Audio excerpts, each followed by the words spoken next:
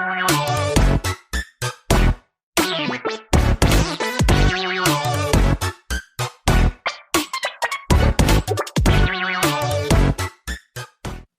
first of all, hi, welcome to Scoop du Jour. And I don't know, Danyelle, if you know this, but you are my first guest because I am jumping into this space. I'm diving deep in, and I just so appreciate you being here. So we are with Danyelle Musselman.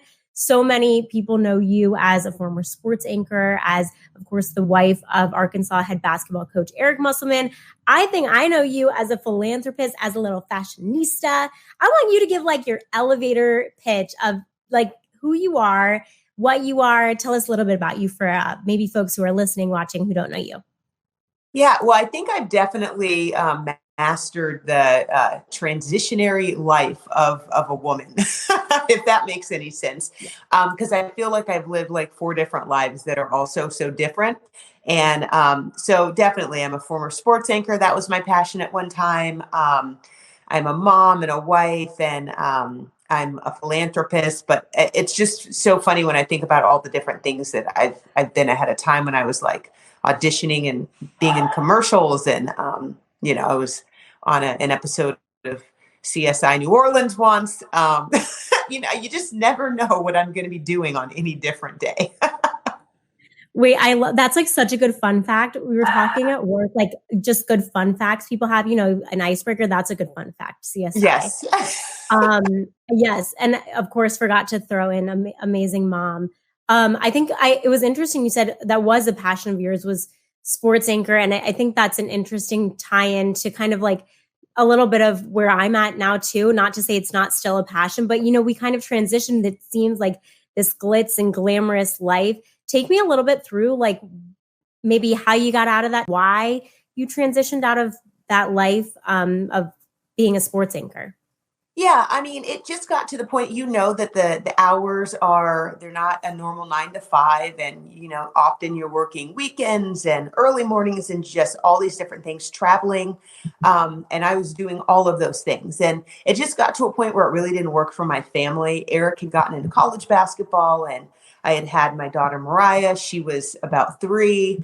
And I just was burnout, frustrated. I just did not like what I saw in my life. And so I don't want to say that it was an easy decision, but it was kind of abrupt. It was something I had been thinking about, but I kind of immediately knew whenever I had to make a change. And so I got out of that space. The cool thing is that I've been able to do some things to kind of put me back in that space here and there. And that's been kind of fun and definitely unexpected. It's so interesting too that you say like you knew, but it also was abrupt. I feel like we say that cliche with so many things, like when you know, but you just kind of had this gut feeling like with so many things. Did you almost have that, like a gut feeling or some kind of internal response? Like I do have a right feeling that it's time to step away.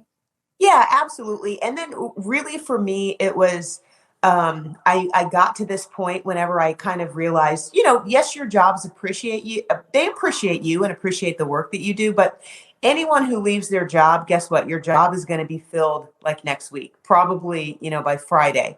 Your family is not going to do the same thing. You know what I mean? And so I just kind of looked at my life and realized where I was needed more. That's so interesting too that you put it that way, because like as we get older, right, we think about our families and what's important to us, and those things become just so much more present. Like as we get older, that's certainly what's been happening to me. Tell me a little bit about your family, and obviously it's a blended family for those who don't know. What has that kind of been like? How has your family evolved through the years? All of the things about your family that maybe people don't know about. Yeah, well, whenever I met Eric, my stepsons were 8 and 12. So that was certainly a culture shock for me, going from like single woman doing everything on her own to suddenly I'm a stepmom, and that's making school lunches and right, doing all that kind of stuff. So that was definitely an abrupt change, but it was an awesome change. And then whenever I knew that I wanted to have my own child. And so whenever we had Mariah, that change was not as crazy because we already had two very busy boys. And now that they're 22 and 26, I have a really different perspective than most people that are my age who are like right in the thick of it with, middle school or elementary school kids, because I think adult kids are such an awesome part of life that most people who are, in their early 40s they don't understand that yet because they haven't experienced it. And I'm really lucky that I have two adult stepsons that I like to hang out with. And so it's just a cool part of life, but then I'm still experiencing the junior high student. Yeah, I mean, and that's such a cool balance too. I feel like for your daughter to have older guys, maybe even to look up to, how is their relationship? Definitely. Well, it's been hard because we have been all over the place. And so sometime we've all been in one place as a family. And then sometime we have been, fractured as a family. And even now she's the only one that's living in the household. My younger stepson is in college in San Diego. And then my older one, he lives here, but he lives in his own house. And so it's not like he lives with her. So she definitely doesn't get to have that everyday relationship with them just because of the age difference. But it's cool because, I mean, she's just completely spoiled. She's the only girl grandchild. And like I said, her brothers are, 10 and like 16 years older than her. So they're It's just so always fun, spoiling her. I mean, what daughter, what girl doesn't want to be spoiled in the family? Yeah. I mean, I'm not an only child, and I certainly still want to be like that. I think a lot of people, and you and I talked about this. We don't want you. In being a coach's wife, that's not who you are, but it certainly is a part of your identity. But it's not all as glamorous as people might think. And you talked about being fractured and all of those things that people don't realize. What are some of those things that people don't know about that come with being part of a coach's family, no matter what sport you're coaching? I think that one of the hardest things for sure is just the moving. Luckily for me, I actually grew up moving quite a bit. I mean, I lived in 5 or 6 different states as a kid, and then I started moving as an adult. So jumping into new places and getting used to new states and new people, that is not that hard for me, just because it's what I've been used to my entire life. But just the whole part of, as soon as your husband gets a new job, he's gone. And usually the women are left behind to kind of pick up all of the pieces and deal with all of the kids stuff and deal with, the house, and then try to find a new house and sell the old house. And just doing that time after time is really tough. And I tell my husband always, like, even when you're excited about going to a new job, it's a really hard 3-month transition. Just getting out of the old house and getting into the new house and getting the kids settled and all that kind of stuff.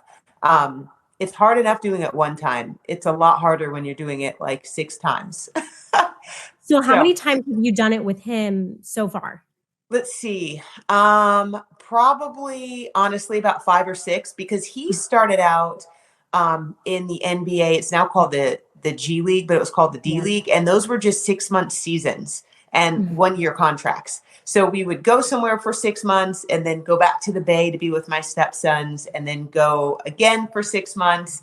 We did that for 2 years straight, where we, moved back and forth every 6 months. And then we went to, we went to Arizona State, and then we went to LSU, and then we went to University of Nevada, and then we came here. So and moving for the normal person is just terrible, to put it lightly.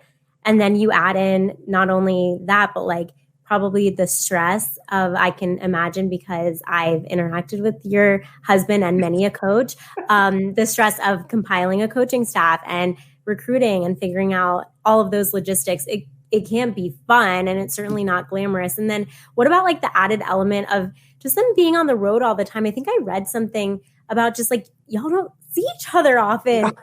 Is that hard? I mean, no, you know what? It's for the marriage in a way. No, it's not so bad. And honestly, my husband, like, he's gone all day today, but honestly, he is home for dinner most of the times. Because I know some other sports, like I've heard football, I believe, those guys are in the office till like 8 and 9 o'clock at night. I know I've heard that different places, but My husband usually is home for dinner.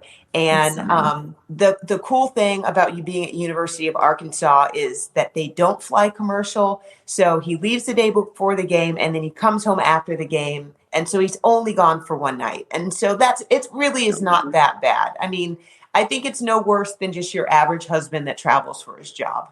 No, I mean, that's so nice. Just the added benefit of flying private is, I think what anyone would like to Yeah, add, yeah, it makes things so just a much little easier. added It's not perk. like the NBA where there's 10-day road trips. You know what I mean? Totally. That's a whole different Mhm. ballgame. But with college basketball, you don't really have that. Totally.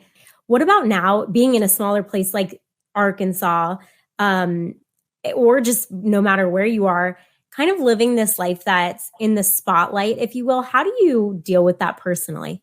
Yeah, you know what? It's honestly, I don't mind, people get excited to see coach and all that stuff whenever we go out. And I just feel like it comes with the territory. I don't get put out by, people running up for a picture or anything because those are the same people that are filling up Bud Walton. And here we are 2 years of sold out crowds. And so I'm really thankful for that.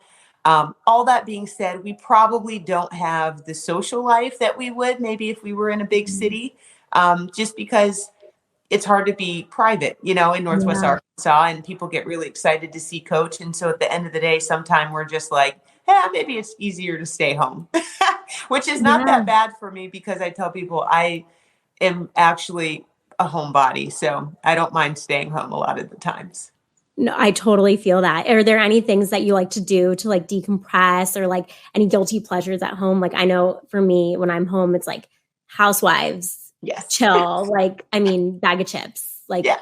Well, both of us love to work out. It's like our stress relief. We're like, it's one of our big things. So that is number one. And I awesome. have two dogs, and they don't like it when I try to sleep in on a Saturday or Sunday and watch Housewives. But like, if they're ever not here, that's what I love to do. I love that. I don't know if you have pets or not, but I'm like, the pets really make Oh, you get up and oh get yeah. out of bed. Yeah. I mean, it's not the kids, right? It's the pets. Not But the so, kids. speaking of your daughter, does she have any?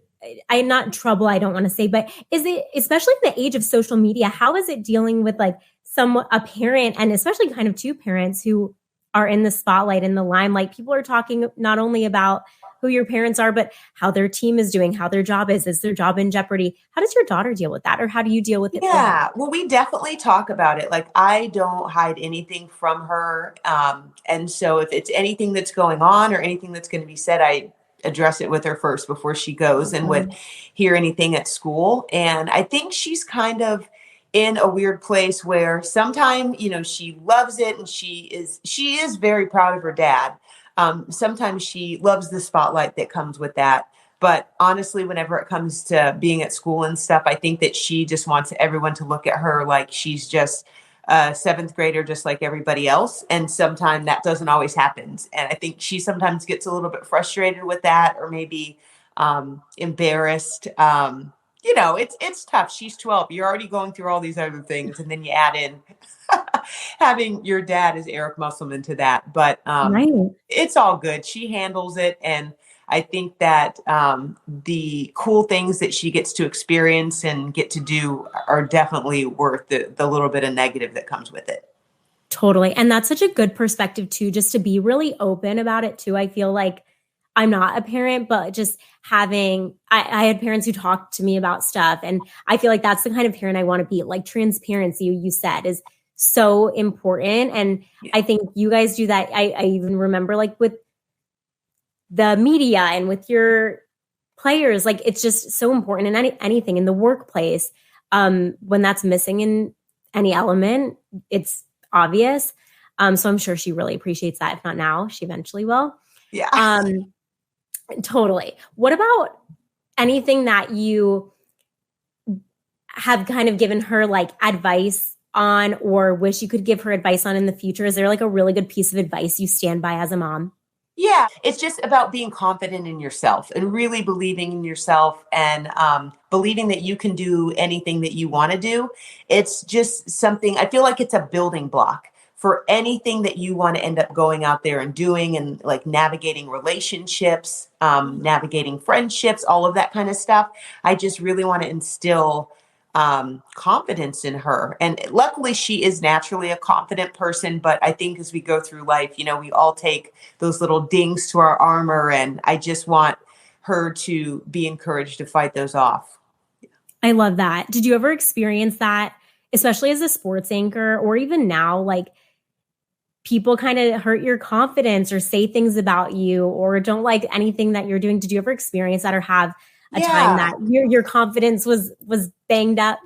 For sure. Well, and especially as a Black woman, and I mean, I went to school, I was just one of a handful of kids that were a minority. And that alone is something that's tough and can kind of shake your confidence because you don't look like everyone else. And um, so it kind of honestly starts there. And it just, then I chose to go be a double minority as a Black woman in the sportscasting business. And so definitely I had times, where I doubted myself. The good thing about whenever I was going through my career is that social media was nowhere near as popular as it is now. I did not have Instagram the entire time that I was on TV. I only got Twitter. I got on Twitter maybe the last few years, I believe, when I was at NFL Network. So I feel like I did not take the heat that sports anchors and sportscasters take today. I just, people could have been saying whatever they wanted, but they couldn't be keyboard warriors because there just wasn't that outlet. So I don't have as many glaring stories as I'm sure any person, especially female, would have today. Social media wasn't a thing. So Yeah, no, that's a good point, but it doesn't mean you didn't probably feel it. And I think you and I had this conversation when you talked about not only being a Black woman in sports, but being a Black woman in a predominantly white area, being in an interracial relationship. Talk to me about your X amount of years into living in Arkansas. And we talked, the time when the Black Lives Matter movement was at its height. Where do we stand on that now? And where do you feel like if you've made a difference in that or just where your role is in that now? Yeah, I really think that it kind of just enabled me to use my voice more. And I actually took a class during the summer of Black Lives Matter. It was a racial reconciliation class through my church. And it really taught me how to put into words some of the things that I was feeling and how to talk with people about these things. And it was not even something that I was like excited about going to. It was something I was invited to by a good friend of mine. And I was kind of like, okay, I'll go do this. And it was eye-opening to me and it really taught me so much. And so I think the biggest takeaway from all of that and everything that's kind of gone on in the world over the past, 3 years or so is just to use my voice. And you can use your voice to help people, rather than just write people off and say, oh, I'm not going to talk to that person anymore, or that person doesn't, know what they're talking about. It's helped me in conversations with friends. It's helped me in conversations with strangers. And it's helped me in conversations with, students and different people that ask questions about that, because a lot of people have good intentions and they just don't know certain things. And so I've just really learned to, be vocal and talk about those things and use that to give people more information and to help. I feel like that's even a good piece of advice that I don't know if you just gave, but like just using your voice and not being afraid of your voice. And sometimes as women in general, we are afraid to do that. And that's something I've always admired about you from afar, is that you're not afraid to do that. And you do it not only on that platform, but on a lot of philanthropic ones. How special is it just to have your platform to do that? I'm sure you would do it even without your platform, but then to just have this added element of having a platform to have all these philanthropic causes, a number of which are really close to your heart. It just amplifies it so much, like 100 times. And I'm so thankful. I am so thankful because I wouldn't be able to get like a tenth of what I'm able to get done if Eric didn't have that platform. And so I'm just glad to be put in the position where people do want to listen and do want to help. And the state of Arkansas, so giving. I mean, they care about one another. And so to be able to kind of like hone in on the fact that they do want to help each other. And I talk about this all the time. Everybody needs help in different ways. Like I need help in ask the moms that know me that I'm like begging for rides for my daughter because I can't be in two places at once and all this. Everybody needs help in some ways and everybody can give help in some ways. And so I just try to hone in on that, and I try to let people know things that are out there. And I just do what I can. And if it weren't for Eric's platform, that wouldn't happen. And if it were not for the giving, kind hearts of the people in the state of Arkansas, I would not be able to be successful in that way. I know like the suits and sneakers and like those types of events, Coaches versus Cancer, you guys brought those, if I'm not mistaken, to places like Arkansas, Nevada, because that's a cause that's close to home. Will you touch on that a little bit? Yeah, for sure. So my mom is a breast cancer survivor, and then she lost both of her parents to cancer in their 50s, so really young. And I think as I went through life, I just realized that cancer is the one thing that like no one is immune to. Like if you asked a room of 1,000 people who's been touched by cancer, I think every single hand would be raised.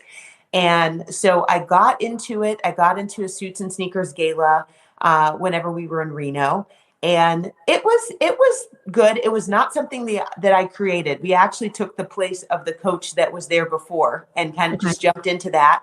And then on the 10th anniversary, we really felt like the gala had run its course. And so I decided that I wanted to do a pink out game and raise money at halftime. And that was incredible. So whenever I came here, I knew that I wanted to do something to raise money for Coaches versus Cancer.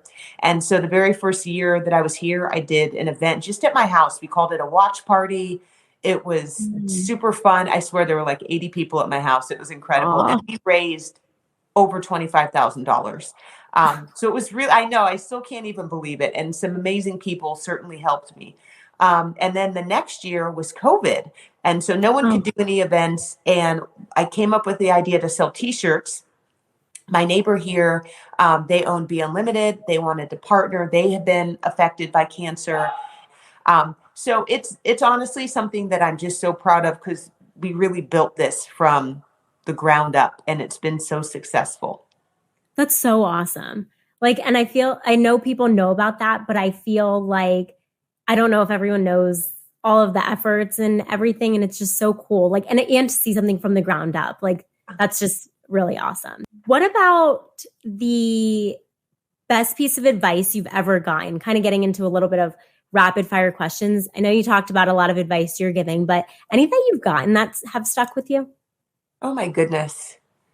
I just know, I lost my dad when I was 18 and he just was my biggest cheerleader. So I don't know if there is, like one quote or one word or anything like that that I have from him necessarily, but he just always encouraged me to go for what I want. And so for sure, I mean, that's what spiraled me through my entire life, because it's definitely been non-traditional, all the trajectories that I think that I've taken and such. But just don't be afraid to go for what it is that you want, and don't be afraid. I like that. What is your like morning routine? Do you have anything specific? You mentioned working out. Yeah, for sure. 2 cups of coffee immediately upon waking up. I don't know if anyone else is like that. But I get up with my dogs. Like our dogs sleep with us. I love that. It makes sleeping better when your pets sleep with you, I think. I sleep better. I don't know. I definitely sleep worse with the pets, but okay. But I don't have the heart to kick them out. Coach Musk probably hates it, but I get up with my dogs alone. He will sleep in a few more minutes later than me. And I get my coffee, I take them out to the bathroom. It's just every single morning. And it really is just like my peaceful time that really centers me and my time to myself. And I wake my daughter up at 7. I like to try to at least get up by 6:30 so I can just have that little bit of quiet time. It's my favorite time. Oh no, my second favorite. My favorite time of the day is whenever I get in bed with my pajamas with Coach Must and watch Yes. TV. What do Second you guys like favorite. to watch together? Any shows? Oh my goodness, we just finished Blackbird on, I think that was on Apple TV. It's so good. Did you see It that? was so good. So good. It was a little scary at times. I'm squeamish though. Or not scary, but gruesome. And I mean, right? yeah, there's definitely some parts that I did not want to look at, but the fact it was so good. Captivating. Exactly. No, that's such a good way to put it. Like we couldn't turn it off. Yes. We just had to keep watching. Yes. That's how I am. So do you guys have to do like a show like that and then kind of like a fun show, or can you keep watching like dramas? We definitely like dramas, but nothing like not like we won't be watching Dahmer. How about that? Oh, okay. Okay. I've seen everyone talk about that and I'm like, I don't know. I'm a little nervous. But okay, speaking of that, so you went to Florida State, which it's like, it's a little too close for home because like Ted Bundy and all, right? I know. It's I know. It's just like no serial killers, right?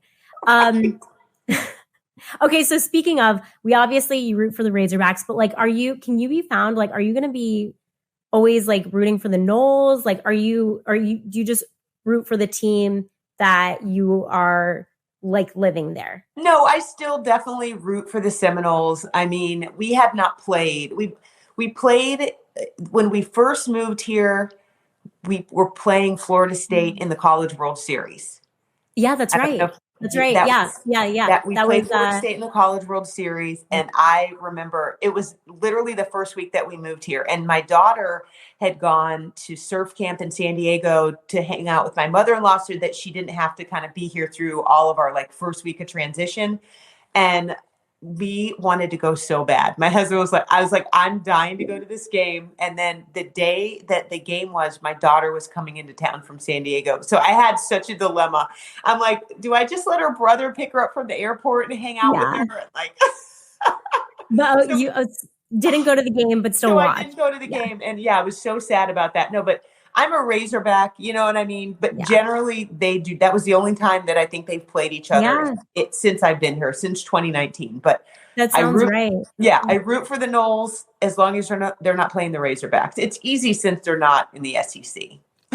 Oh, totally. I have the same dilemma. Like this past year, I graduated from UNC and they played them in the College World Series in the Super Regional.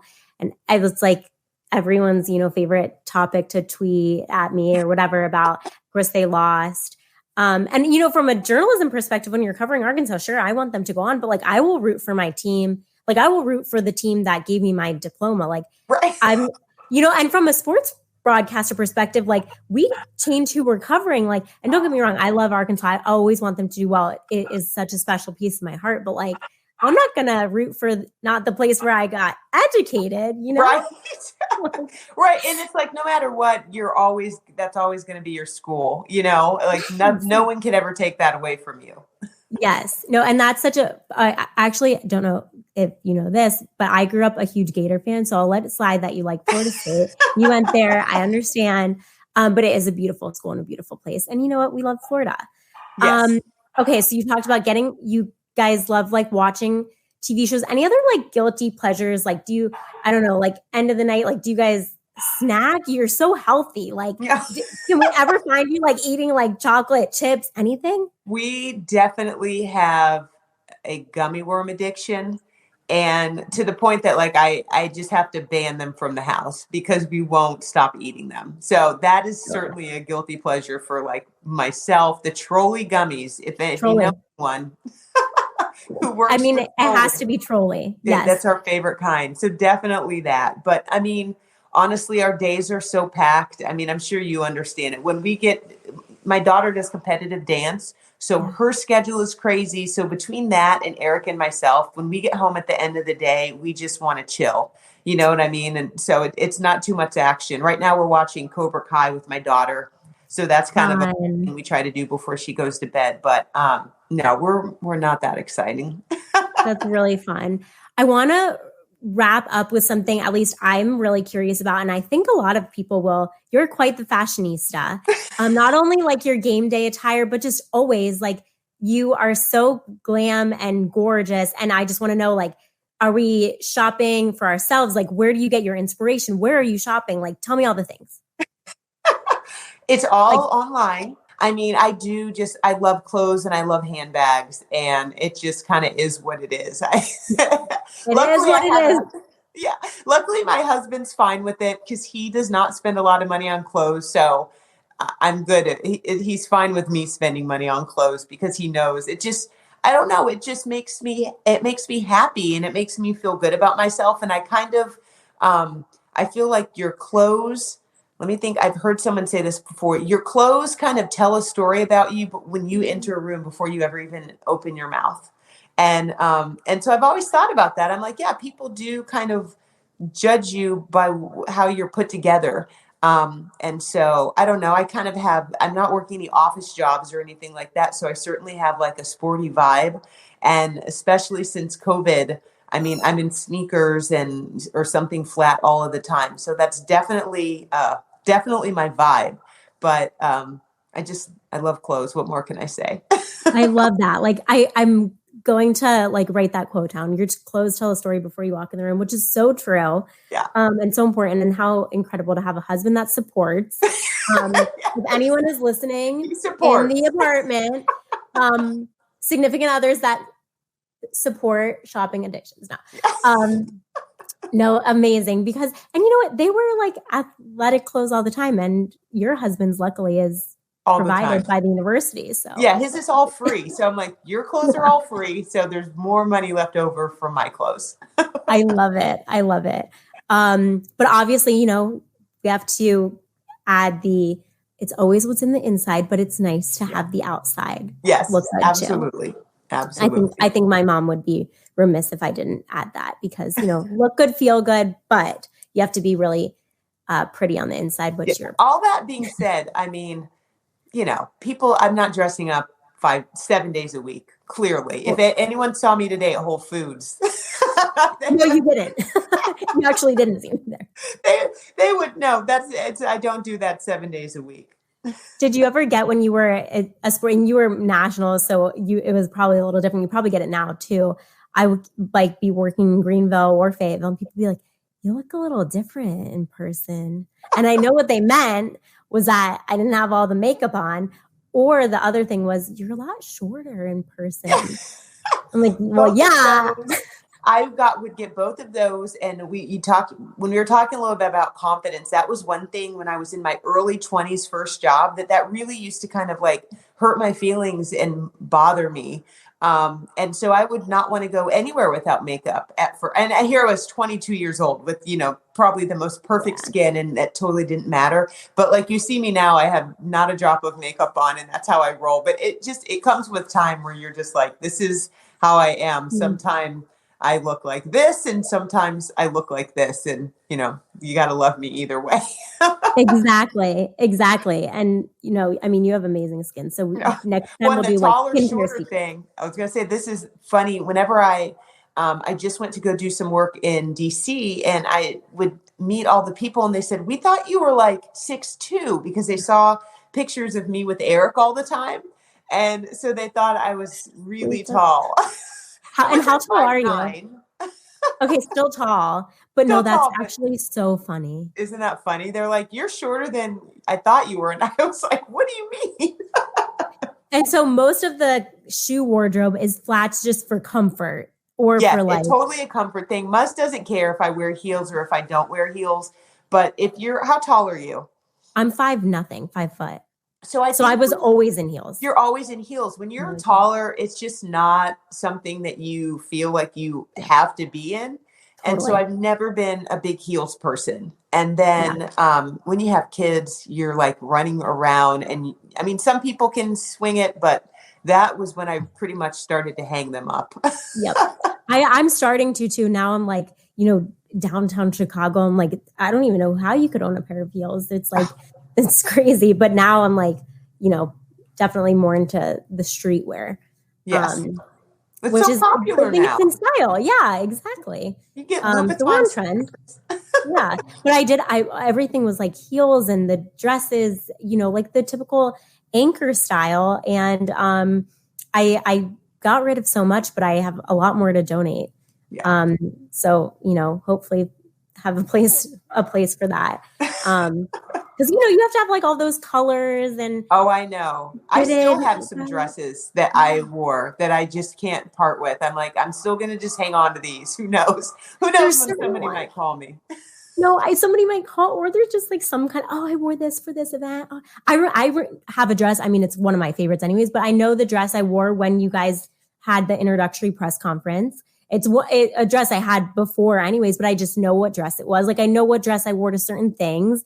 You just remember that kind of stuff. I mean, I shouldn't be that sentimental because I don't have enough room in my closet, but here we are.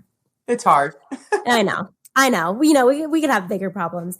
Hey, this has been so much fun. I have so enjoyed this, and hopefully everyone else has as well. We've gotten the scoop with Danyelle, and we'll have to do it again because this is great. Absolutely. Anytime.